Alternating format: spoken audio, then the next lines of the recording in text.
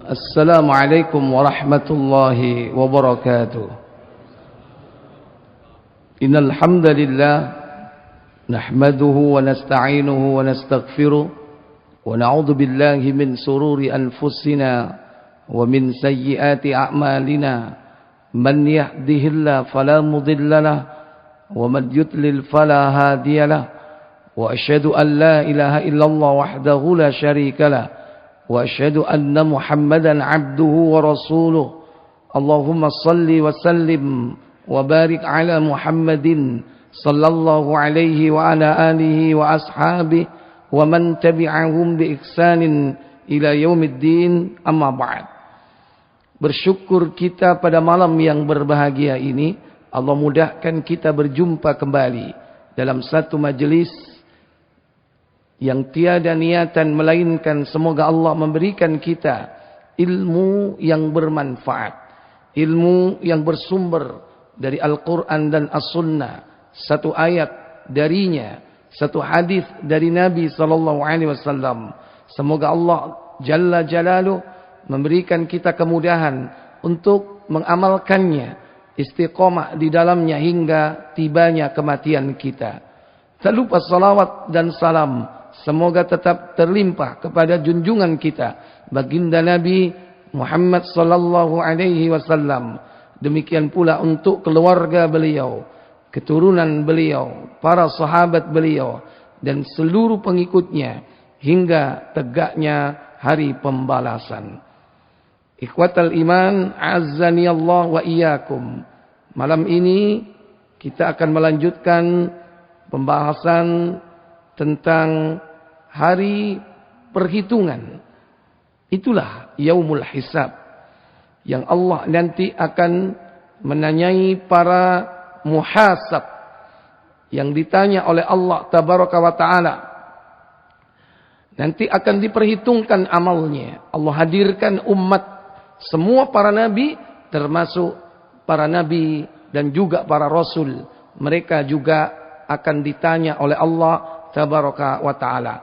Di antara mereka ada yang diberikan oleh Allah tabaraka wa ta'ala keutamaan, dimasukkan ke dalam surga tanpa dihisab. Nabi SAW menyebutkan dalam sebuah hadis bahwasannya masuk surga di kalangan umatku itu sebanyak 70.000 orang. Nabi mengatakan yadkhulunal jannah min ummati 70,000 bighairi hisab. Akan masuk surga, yakni di antara umatku 70.000 orang, yakni mereka tanpa diperiksa, tanpa dihisab, tanpa diinterogasi. Sungguh jumlah yang sangat sedikit jika dibandingkan dengan umat Islam. Hanya 70.000. Maka seorang bertanya, man hum ya Rasul? Siapakah mereka itu? Nabi menyebutkan 4 kriteria. Nabi mengatakan, hum la yastarqud. Mereka adalah orang-orang yang tidak minta diruqyah. Tidak minta diruqyah. Kalau diruqyah tanpa permintaan, masih ada fasilitas masuk surga tanpa hisab. Bukan berarti tidak boleh diruqyah. Tapi di sini minta diruqyah. Kalau dia diruqyah tanpa permintaan, ada orang yang datang meruqyahnya, atau ada inisiatif orang yang datang tanpa diminta meruqyah orang tersebut, maka tidak termasuk kategori ini. Dia tetap masih mendapatkan fasilitas masuk surga tanpa hisab. Tapi kalau dia minta diruqyah, mungkin karena sudah tidak tahan dengan sakitnya. Bukan penyakit medis, mungkin penyakit non-medis. Dokter udah angkat tangan. Katanya, gak ada penyakitnya ini. Semua organnya bagus.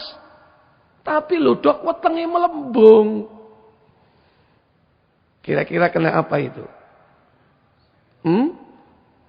Mungkin kena tenung, kena santet, kena apapun. Di antara guna-guna. Nah, ketika dia tidak sabar, meminta untuk diruqyah, inilah yang dimaksud dengan apa? Yastarqun, yaitu meminta untuk diruqyah. Orang yang masuk surga tanpa hisab, la yastarqun, mereka tidak minta dirinya diruqyah. Yang kedua, wala yatatayyarun, tidak tatoyur. Tatoyur yaitu percaya suara burung. Dari kata toyrun yang artinya burung. Tatoyur berarti percaya suara burung. Atau menentukan alamat nasibnya kepada burung. Kalau orang Arab jahiliyah dulu melepas burung sebelum pergi safar. Kalau terbang ke kanan, nah alamat baik.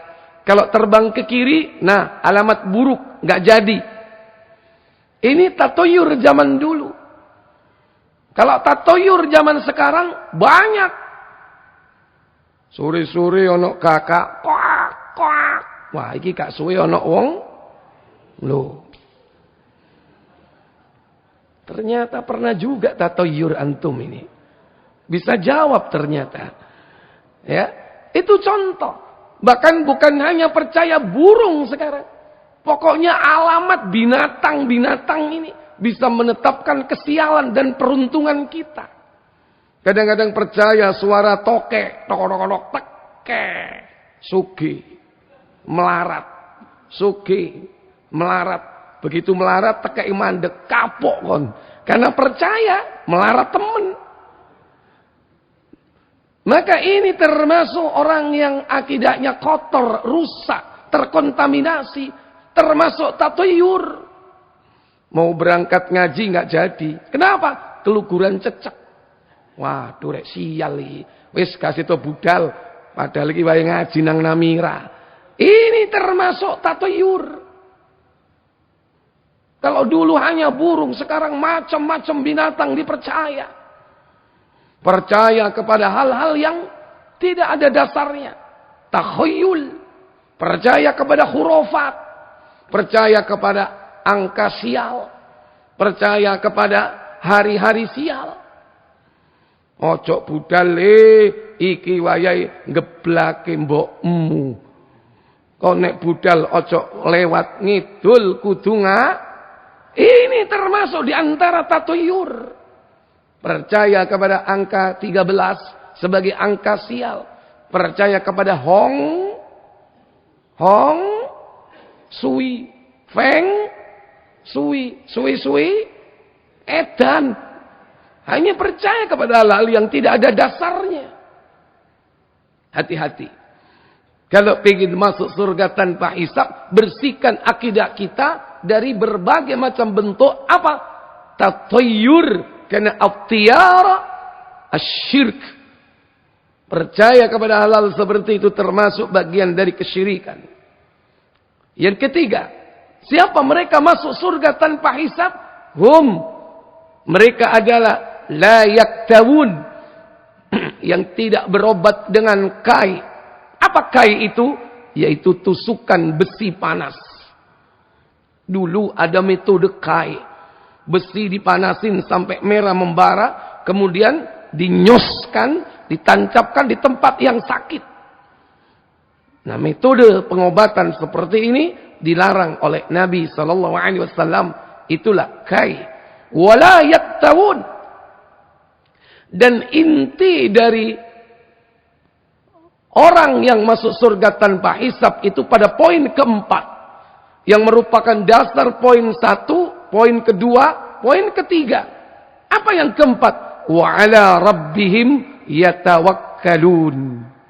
Yaitu orang yang betul-betul bertawakal kepada Allah. Bersandar, berserah diri kepada Allah tabaraka wa ta'ala. Itulah orang-orang yang bakal masuk surga tanpa hisab. Orang yang betul-betul berserah diri, bersandar kepada Allah.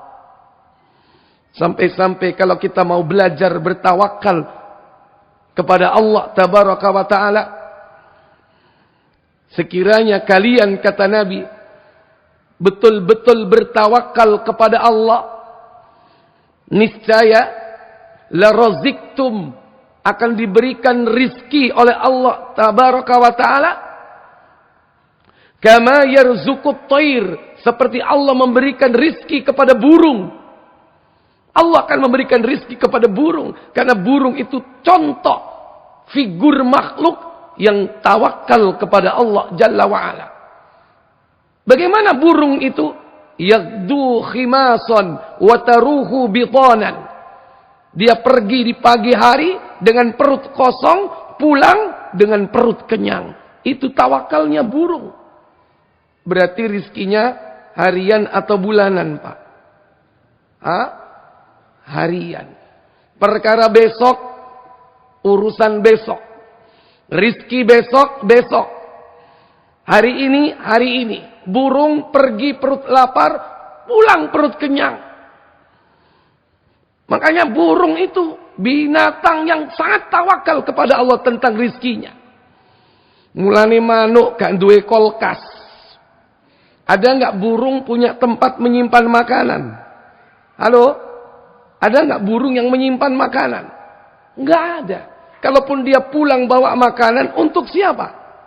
Untuk piye? Untuk anak-anak burungnya. Nggak ada tempat menyimpan makanan. Tapi coba deloken kulkasmu nang omah, gede apa cilik? Halo? Cilik jawabe, bek apa? Kosong. Mbel. Ikhwatal iman, a'izzani Allah wa iyyakum. Jadi itu salah satu contoh makhluk yang bertawakal kepada Allah tabaraka wa taala. Dan ingat, burung itu pelajaran buat kita. Dan burung itu Bapak Ibu nggak pernah pulang telat, mesti pulangnya sore. Sehingga burung nggak ada lembur. Ono nggak manuk mulai jam 09.00 bengi dewean wak nggak ada. Pulang bareng semua sore hari. Itu contoh buat kita. Ojo ngoyo ndolek donya, karena sudah ditentukan rizkinya. Jangan lupa ibadah kepada Allah Jalla wa'ala. Salah satu di antaranya thalabul ilm dan mengamalkan ilmu. Ikhwatal iman azzani Allah wa iyyakum. Jadi Bapak Ibu Saudara sekalian, nanti akan ada di antara umat ini yang masuk surga, yaitu tidak dihisab oleh Allah tabaraka wa ta'ala. Cuman ada kalanya kaum muslimin itu diberikan oleh Allah kebanggaan bahwasanya ada kesempatan bagi mereka untuk masuk surga tanpa hisab. Nabi SAW mengatakan, Robku telah berjanji kepadaku untuk memasukkan umatku sebanyak 70.000, yakni umatku tanpa hisab dan siksa. Tapi kabar gembiranya adalah beserta 1.000 orang terdapat 70.000. Dari 70.000 itu setiap 1.000 diikuti oleh 70.000. Lumayan ya. Yang pertama kloternya yaitu 70.000. Dari 70.000 itu setiap 1.000 diikuti 70.000. Berarti 70.000 dibagi 1.000. Berarti berapa? 70. 70 dikali 70.000. Berapa? 4.900.000. Berarti kloter kedua berapa? 4.900.000. Ditambah dengan 3 kali apa? Cawukan tangan Allah. Genggaman tangan Allah. Disebutkan di situ 3 genggaman tangan Allah. Jadi Allah menggenggam nyawa wong dimasukkan ke surga sebanyak 3 kali cawuan. Kira-kira berapa sak cawuannya Allah? Berapa satu genggamannya Allah? Antum kira-kira kloter pertama nggak mungkin. Kloter kedua mungkin kecil. Kira-kira yang kloter keberapa? Kloter cawuan. Cawuan keberapa? Halo? Ketiga. Iku nek gak merocot. Nek merocot sampean gak katut gimana? Ikhwatal iman. Maka syarat-syaratnya tadi penuhi. Tawakal kepada Allah tabaraka wa ta'ala. haqqa tawakkuli, dengan tawakal yang sebenar-benarnya. Supaya mendapatkan nikmat, yakni dimasukkan oleh Allah ke dalam surga.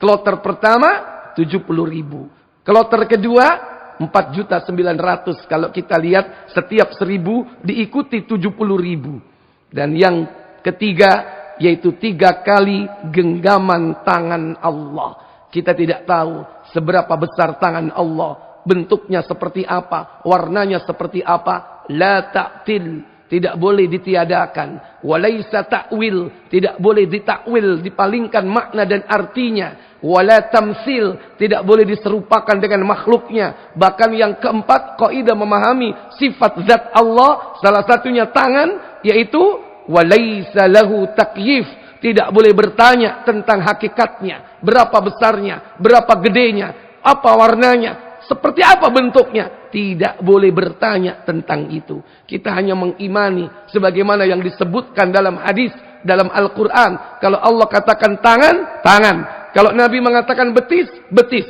Kalau Allah katakan jari, jari jemari. Mata, demikian pula. Sebagaimana yang kita ketahui makna dari arti semua itu. Ikhwatal iman, a'azzani Allah wa iyyakum.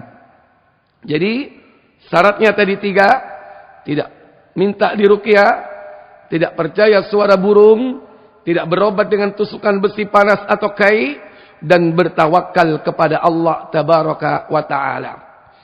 Kemudian berikutnya, di antara mereka yang dihisab, ada yang diampuni oleh Allah tabaraka wa ta'ala setelah diperlihatkan dosa-dosanya. Maka kemudian orang itu diampuni oleh Allah tabaraka wa ta'ala. Sebagaimana dalam surah Hud 11 pada ayat 18 Allah katakan, وَمَنْ أَظْلَمُ مِمَّنِ افْتَرَى عَلَى اللَّهِ كَذِبًا أُولَئِكَ يُعْرَضُونَ عَلَى رَبِّهِمْ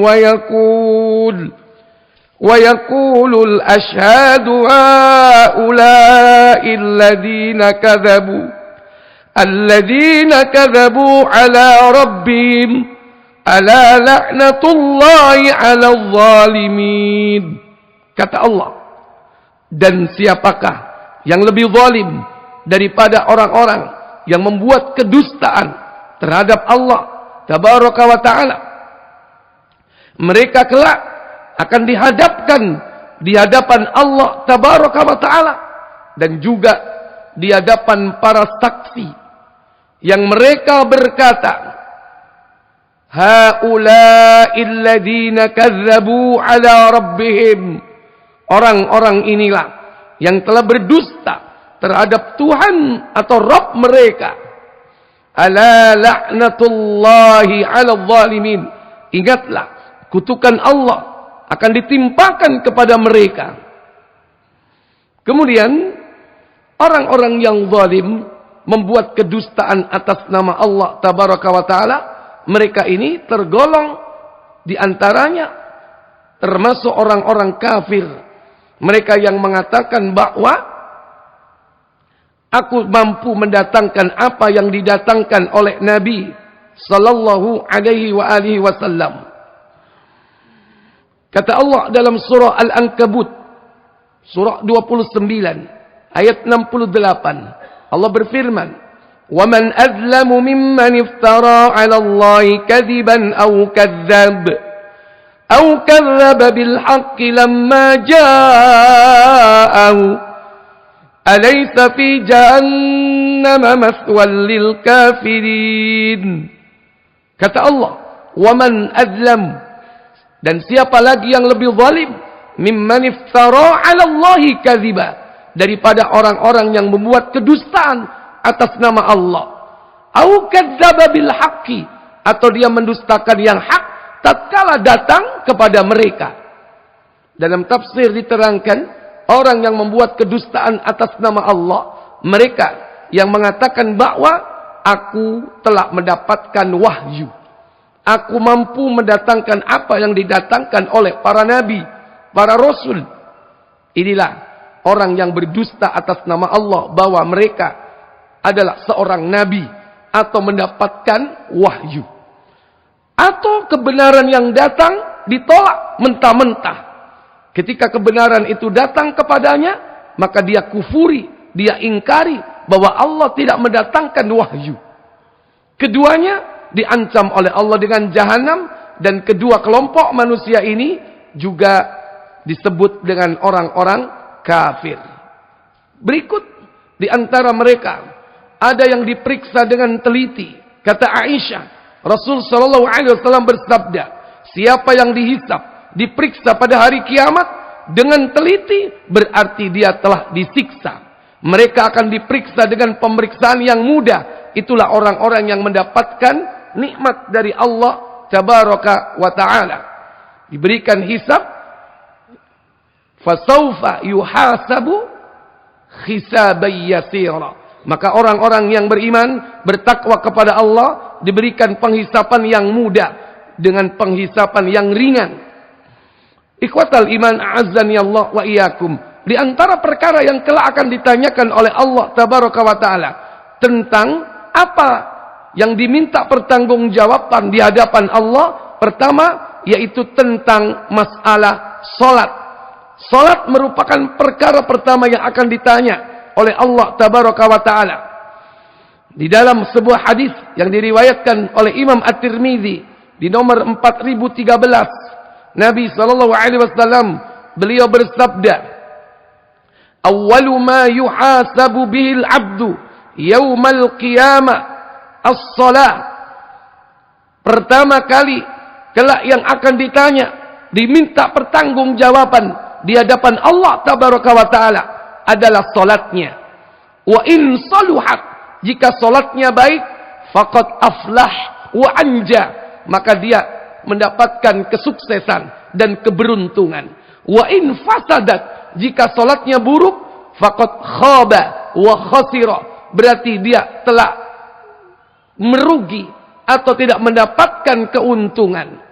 Fa inin tanqasa min fardatihi, jika salat fardunya itu berkurang atau kurang nilainya di hadapan Allah tabaraka wa taala, faqala rabbu azza wa jalla, maka Allah berfirman kepada malaikat, unduru, perhatikan, hal li'abdi min tatawwu'in, apakah dia memiliki amalan yang bersifat tatawwu', yakni amalan-amalan sunnah. Maka begitu dilihat dia memiliki amalan-amalan sunnah, fayukammala biha man taqasa minal fariidati, maka akan ditutup amal fardunya dengan amal sunnahnya. Tsumma yakunu sairu amali ala dzalik, dan Allah akhirnya memperlakukan semua amalannya dengan cara seperti itu. Jika yang wajib kurang, yang sunnah dilihat. Jika salat fardunya kurang, lihat salat sunnahnya, tahajudnya, duhanya, rawatibnya, salat sunnah-sunnah yang lain. Jika puasa fardunya, yaitu puasa Ramadannya kurang, dilihat yang sunnah. Puasa mungkin Senin Kemisnya, puasa Ayyamul Bidnya, atau puasa Dawudnya. Amalan-amalan sunnah inilah yang dapat menutup atau menyempurnakan amalan wajibnya. Dalam riwayat Ahmad disebutkan, in saluhat, jika semua amal solatnya baik, semua sairu amali, semua amalnya itu akan dianggap baik. Saluha sairu amali ini berlaku baik, yakni amalan yang wajib ataupun amalan yang sunnah. Tapi sebaliknya, kata Nabi, wa in fasadat, jika buruk amalan solatnya, fasada sairu amali, maka dianggap buruk semua amal ibadahnya, baik yang wajib ataupun yang sunnah. Wal iyadu billah. Jangan sampai solat kita ini diukur dengan ukuran yang jelek, maka akan jelek pula seluruh amal perbuatan kita. Karena tolak ukur seluruh amal ibadah itu terletak pada salat. Ini yang pertama yang akan ditanya oleh Allah kelak di hari kiamat. Kemudian ditanya yang kedua, yaitu tentang masalah umur, masa muda. Demikian pula tentang harta, dan juga ditanya tentang ilmu.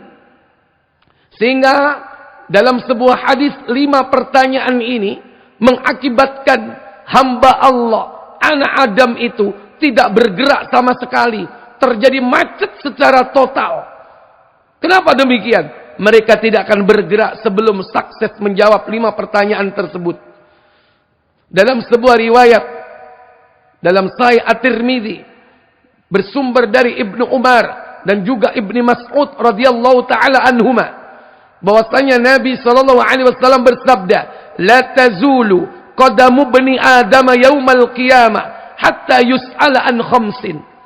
Tidak bergeser kaki anak Adam kelak pada hari kiamat sebelum mereka sukses menjawab 5 pertanyaan. Apa saja? Yang pertama, an umrihi fi ma'afna, tentang umurnya, untuk apa dihabiskan umurnya. Mulai dari lahir procot sampai dia mati, untuk apa dihabiskan. Yang kedua, wa an syababihi fi ma'abla, tentang masa mudanya, untuk apa masa mudanya dihabiskan. Secara total umurnya, secara khusus masa mudanya. Inilah masa yang paling panjang, yang banyak seorang manusia itu melakukan berbagai hal. Yaitu ketika dia usia 15 tahun, mulai dia balik sampai batas akhir masa muda, syabab, yaitu 40 tahun. 0 sampai 15, gulam. 15 sampai 40, syabab. 40 sampai 60, kuhul, masa dewasa.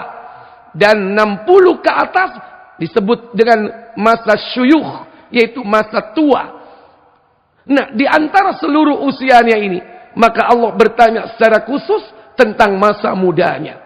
Kemudian yang ketiga dan keempat tentang harta. An malihi, tentang hartanya. Min ainak tasabahu, dari mana kau dapat hartamu. Wa fima anfaqahu, dari mana kau belanjakan hartamu.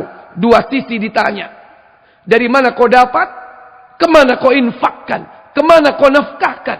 2 ditanya tentang harta. Dan yang kelima ditanya tentang ilmu. Wa an ali wa fama amila fima alima. Famada amila fima alima. Apa yang telah kau kerjakan dari ilmu yang sudah kau ketahui. Para bapak ibu, saudara-saudari sekalian yang dirahmati Allah tabaraka wa taala. Allah akan menanyakan tentang ilmu yang sudah kita pelajari. Apakah ilmu itu sudah kita amalkan dalam kehidupan sehari-hari? Ternyata itu menjadi salah satu poin pertanyaan yang akan diminta pertanggungjawaban oleh Allah kelak di hari kiamat. Makanya Nabi sallallahu alaihi wasallam memerintahkan kita, jika kita sudah memiliki ilmu, segera amalkan ilmu itu. Beliau bersabda, "Badiru bil a'mal", bersegeralah kalian beramal saleh. Ketika Nabi mengucapkan kalimat itu, tidak mungkin Nabi memerintahkan seorang yang beramal tanpa didasari ilmu. Nabi memerintahkan mengamalkan sesuatu, berarti orang itu sudah memiliki ilmunya. Maka Nabi memerintahkan orang yang berilmu segera. Badiru, bersegera. Kenapa demikian? Sebelum nanti datang waktu, masa di mana manusia tidak bisa melakukannya. Itulah fitnah, ujian yang ditimpakan bagi orang yang berilmu. Kenapa? Karena tidak segera mengamalkan ilmunya. Kata Nabi, kakito illailil mudlim, nanti akan datang fitnah bagaikan potongan malam yang gelap gulita. Yusbihur rajul mu'min wa yumsiya kafir. Di pagi hari dia beriman, bisa dihaji, di sore hari dia kafir. Wa yumsiyar rajul mu'min wa yusbihu kafir. Di sore hari dia beriman, di pagi harinya dia kafir. Kenapa dia melakukan itu? Apa sebabnya? Yabi'u dinahu bi'aradin minad dunya. Karena dia telah menjual agamanya dengan harga yang murah. Ikhwatal iman, a'azzani Allah wa iyyakum. Maka kita berlindung kepada Allah dari ilmu yang tidak bermanfaat. Mintalah kepada Allah kemanfaatan dari ilmu yang sudah kita miliki. Setiap pagi kita berdoa kepada Allah. Allahumma inni as'aluka ilman nafi'an. Terus, agar apa yang sudah kita ketahui itu bermanfaat untuk diri kita. Bahkan bermanfaat untuk orang lain. Sebaliknya, kita diperintah juga, diberi contoh oleh Nabi untuk berdoa akan berlindung dari ilmu yang tidak bermanfaat. Allahumma inni na'udzubika min ilmin la yanfa'. Aku berlindung kepada Engkau wahai Allah dari ilmu yang tidak bermanfaat. Dua sisi didoakan agar minta ilmu yang bermanfaat, berlindung dari ilmu yang tidak bermanfaat. Kenapa demikian? Karena dia akan menjadi pertanyaan besar kelak di hari kiamat. Di samping usia, waktu, demikian pula harta, ternyata adalah ilmu. Berarti ada 3 poin intinya yang akan ditanya. Ditanya tentang waktu, ditanya tentang harta, ditanya tentang ilmu. 3 inilah yang akan diminta pertanggungjawaban setelah Allah menanyakan tentang salatnya. Kemudian berikut yang akan ditanyakan yaitu tentang panca indera, mata kita, telinga kita, mulut kita, tangan kita, kaki kita akan diminta pertanggungjawaban di hadapan Allah Jalla wa Ala. Bahkan hati kita akan diminta pertanggungjawaban. Dalam surah Al-Isra pada ayat 36 Allah katakan, "Wala takfu ma laisa laka bihi ilm, innas sam'a wal basara wal fuada kullu ulaika kana anhu mas'ula." Dan janganlah kalian mengikuti apa saja yang kalian tidak memiliki ilmu tentangnya. Sesungguhnya pendengaran, hati, semua akan ditanya oleh Allah Tabaraka wa Ta'ala. Bahkan tangan kita akan ditanya, kaki kita akan ditanya. Karena semua ini berbuat, semua ini juga melakukan perbuatan. Maka Allah menentukan nasib anak Adam tentang zina. Wal ainani tazniyan, 2 mata berzina. Wa zinahumal basar, zinanya memandang. Wal udunani yazniyan, 2 telinga berzina. Wa zinahuma istima', zinanya mendengar, mendengar maksiat, mendengar yang dibenci, diharamkan oleh Allah. Walisan yazni, lisan itu berzina. Wa zinahul kalam, zinanya adalah berbicara, berbicara yang menjurus kepada maksiat, berbicara rofas, berbicara yang mendatangkan syahwat. Hati-hati dengan lisan. Wal yadani yazniyan, 2 tangan itu berzina. Wa zinahumal batshu, zinanya adalah menyentuh, meraba, memegang. Wal rijlaini yazniyan, 2 kaki berzina. Wa zinahu yamshi, zinanya wa zinahuma al-khutta, di samping berjalan melangkah. Bahkan kata Nabi, wal qalbu yazni, hati itu berzina. Wa zinahu at-tamanni, zinanya adalah menginginkan, mengharapkan, pengen, rindu. Adapun faraj, membenarkan atau tidak. Maka sebelum sampai kepada syahwat farajnya, maka diperintahkan kita untuk mengingat Allah Tabaraka wa Ta'ala. Yaitu sebelum dia dari mata turun kemana? Turun ke hati, turun ke situ. Makanya sebelum turun ke situ, potong di tengah jalan. Di mana? Dadanya, hatinya. Karena Nabi bersabda, "At-taqwa hahuna." Takwa itu letaknya di sini, kata Nabi, sambil menunjuk ke dadanya sebanyak 3 kali. Kemudian yang berikutnya yang akan ditanya, yaitu tentang janji, tentang akad-akad yang sudah kita buat. Baik janji kepada Allah, janji kepada sesama manusia. Kalau kita sudah berjanji, membuat akad, akad itu harus kita laksanakan, kita jalankan secara amanah. Karena semua itu akan ditanya oleh Allah. Kata Allah dalam surah, yakni Al-Isra ayat 34. وَلَا تَقْرَبُوا مَالَ الْيَتِيمِ إِلَّا بِالَّتِي هِيَ أَحْسَنُ حَتَّى يَبْلُغَ أَشُدَّهُ وَأَوْفُوا بِالْعَهْدِ إِنَّ الْعَهْدَ كَانَ مَسْئُولًا. Kata Allah, janganlah kalian mendekati harta anak yatim kecuali dengan cara yang bermanfaat hingga anak itu dewasa sampai usia. Wa auful bil ahdi, dan hendaklah kalian penuhi janji-janji kalian. Kenapa? Innal ahda, karena janji itu kana mas'ula, kelak akan ditanyakan oleh Allah Jalla wa Ala. Makanya antum jangan gampang-gampang berjanji. Karena janji ini akan diminta kelak di hadapan Allah Tabaraka wa Ta'ala. Walaupun hanya ringan janji itu, kau ucapkan kepada pasangan hidupmu yang Aku janjian, nanti kalau kamu menjadi istriku, kamu akan kuajak melaksanakan ibadah haji setiap tahun. Iku nek gurung oleh karepe. Tapi begitu sudah dapat apa yang dia harapkan, biasanya sudah lalai dengan janji-janjinya. Kalau tadi tiap tahun mungkin terlalu sering ya. Walaupun saat itu memang duitnya banyak. Seandainya dia buat janji yang belum tentu dia mampu melakukannya di masa yang akan datang. Karena kita tidak tahu apa yang akan terjadi. Tapi janji itu diucapkan seakan-akan bahwa pasti bisa dilaksanakan. Maka berhati-hatilah dengan janji-janji yang diucapkan. Terutama waktu masih muda, menjadi pasangan belia. Diucapkan untuk berjanji sehidup, semati. Namanya orang kadang-kadang keperocut.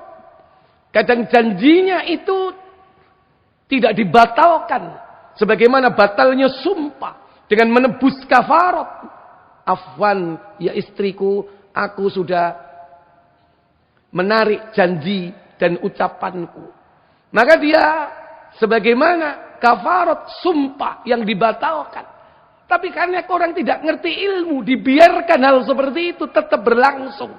Sementara belum tentu orang itu bisa melaksanakan. Apalagi tadi apa? Berjanji apa tadi? Sehidup, semati. Begitu istrinya mati, melok mati enggak? Enggak mungkin itu dilakukan.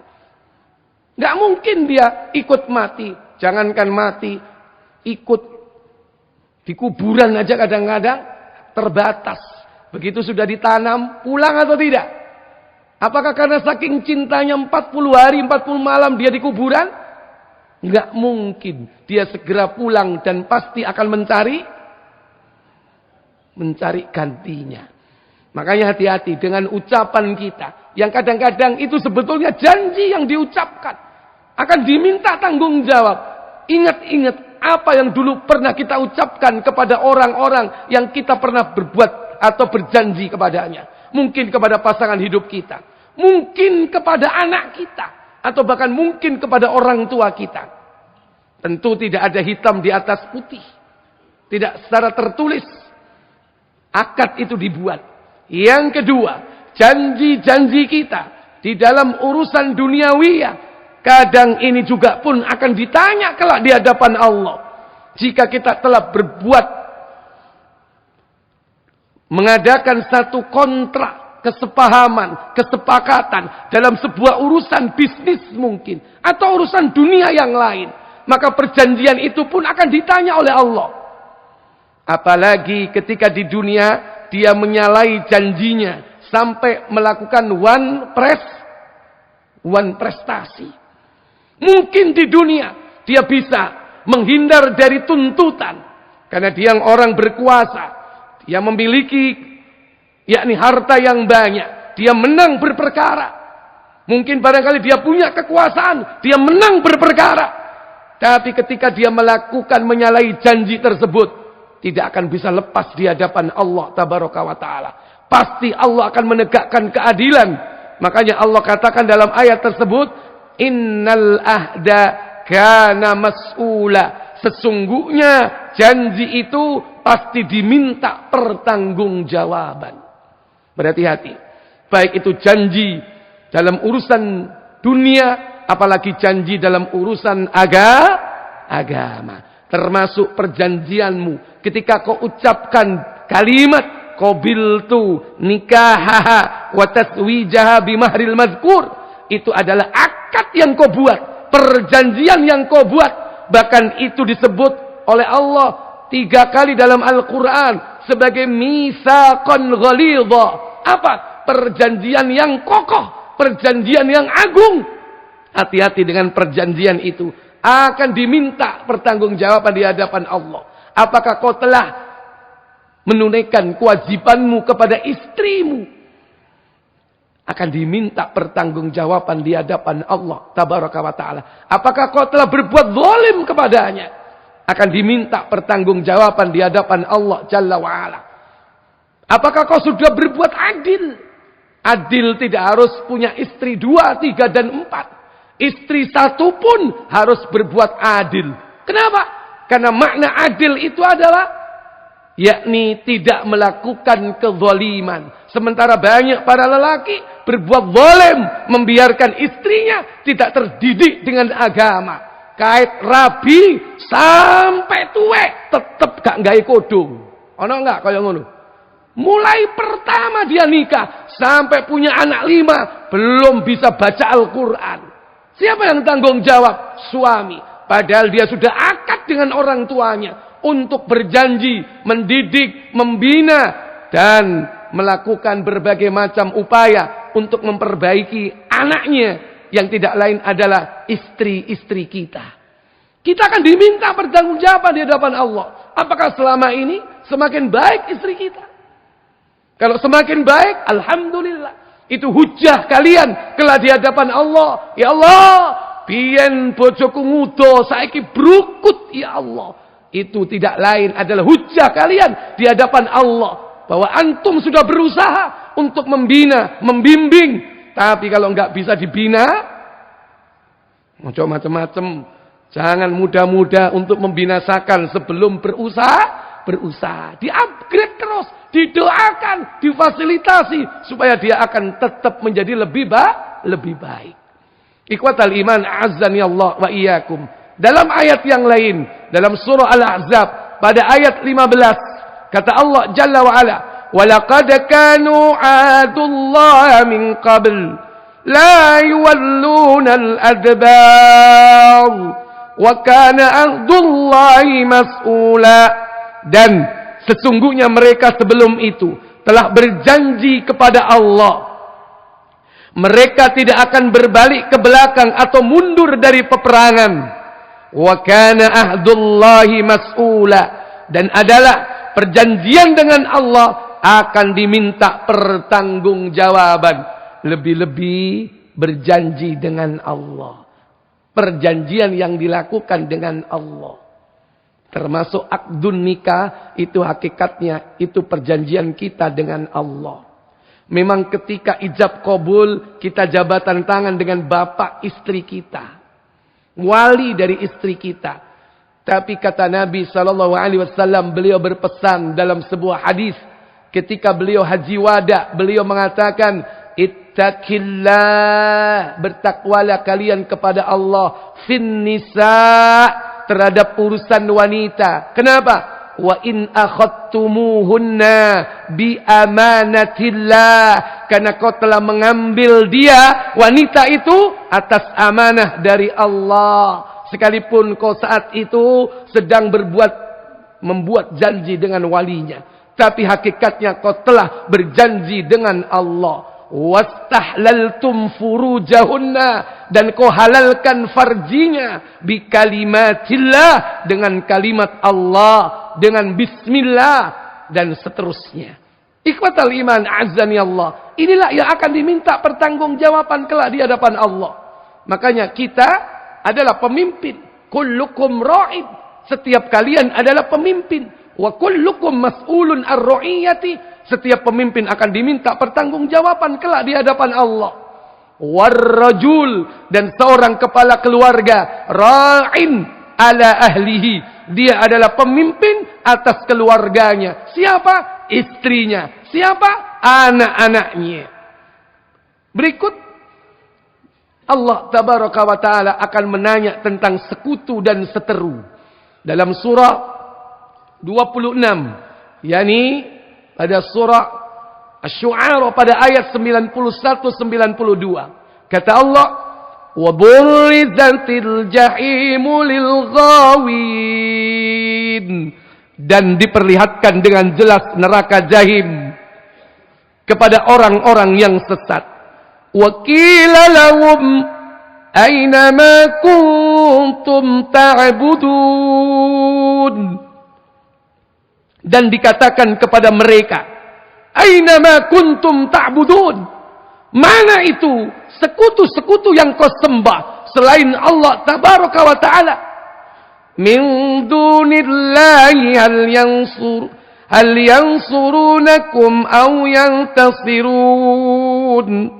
Selain daripada Allah, apakah mereka mampu menolong diri-diri mereka sendiri? Ternyata mereka semua tidak mampu menolong dirinya sendiri, apalagi menolong orang lain. Fakubakibu fiyahum wal ghawun. Maka mereka dan sesembahan-sesembahan mereka dijungkir balikkan bersama-sama mereka, yakni ke dalam neraka jahim. Wal iyadu billah. Allah akan bertanya tentang sekutu-sekutu yang dijadikan tandingan-tandingan selain Allah tabaraka wa ta'ala. Lantas kemudian Allah datangkan kitab catatan yang telah ditulis oleh Raqib dan Atid. Sejak mulai dari Nabiullah Adam mengingkari, yakni perbuatannya, memberi sebagian usianya kepada Nabi Daud. Ketika itu Nabi Adam alaihissalatu wassalam diperlihatkan anak keturunannya. Di antara mereka ada yang bercahaya. Maka di antara yang bercahaya ini ada yang sangat cemerlang cahayanya. Kemudian ditanya, wahai Allah, siapakah dia? Dia adalah anak keturunanmu, yaitu Daud. Berapa usianya?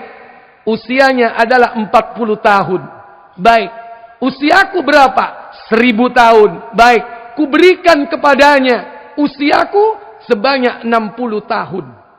Berarti Adam tinggal berapa mestinya? 940 tahun.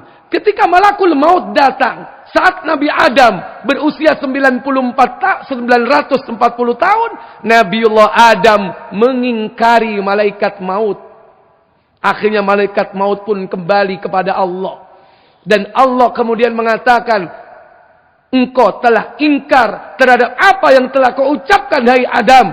Sejak saat ini, maka apa saja yang dilakukanmu dan anak keturunanmu akan dicatat. Makanya kemudian dihadirkan dua malaikat, Raqibun Atid, yang dua-duanya hadir mencatat kebaikan dan keburukan. Nah, hasil catatannya itu akan diberikan kelak pada waktu hari penghisapan. Maka ada 3 jenis pemberian catatan amal. Yang pertama yaitu diberikan di sebelah kanan. Ada yang diberikan yang kedua di sebelah kirinya. Dan ada yang dilempar dari belakangnya. Yang pertama diberikan di sebelah kanan. Dalam banyak ayat atau ada 2 surat yang menyebutkan tentang hal itu. Pertama dalam surah Al-Haqqah 69 ayat 19 sampai dengan 24. Allah katakan, فَأَمَّا مَنْ أُوتِيَ كِتَابَهُ بِيَمِينِهِ فَيَقُولُ هَاؤُمُ اقْرَءُوا كِتَابِيَهْ إِنِّي ظَنَنْتُ أَنِّي مُلَاقٍ حِسَابِيَهْ. Allah tabaraka wa ta'ala berfirman dalam ayat tersebut, adapun orang-orang yang diberikan kepadanya kitab catatan amalnya di sebelah kanannya, maka mereka akan mengatakan, ambillah. Malaikat akan mengatakan, ambillah kitabmu ini. Bacalah kitabmu ini. Inni dhanantu anni mulakin hisabiyah. Sesungguhnya aku yakin bahwa sesungguhnya aku akan menemui hisabku terhadap diriku. Fahuwa fi 'ishatir radiyah. Maka orang itu berada dalam kehidupan yang diridhoi, yaitu surga yang tinggi. Kemudian di dalam surah yang lain, yaitu pada surah 84 pada ayat yang ke-7 dan ke-9, Allah tabaraka wa taala berfirman, "Fa amma man utiya kitabahu biyamini." Adapun orang yang diberikan kitabnya dari sebelah kanannya, fasawfa yuhasabu hisaban yasira. Maka akan aku mudahkan dia menghadapi perhitungan atau pemeriksaan wa yanqalibu ila ahlihi masrura, dan dia akan kembali kepada kaumnya yang sama-sama beriman dengan bergembira. Kemudian kelompok yang kedua, yaitu diberikan kitabnya di sebelah kirinya.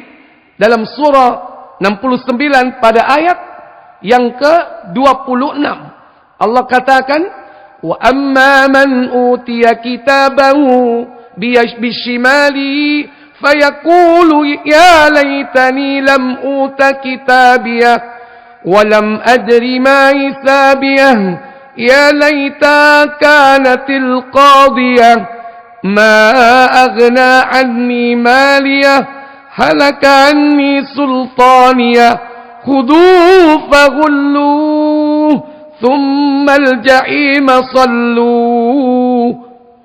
Adapun orang yang diberikan kepadanya kitab di sebelah kirinya, maka dikatakan kepadanya, alangkah baiknya kiranya tidak diberikan kitabku ini kepadaku. Ini ucapan orang yang menerimanya. Lebih baik kitab ini tidak diberikan kepadaku, katanya. Dan aku tidak mengetahui, yakni apa hisab terhadap diriku. Sekiranya mati itulah merupakan penyelesaian segala sesuatu.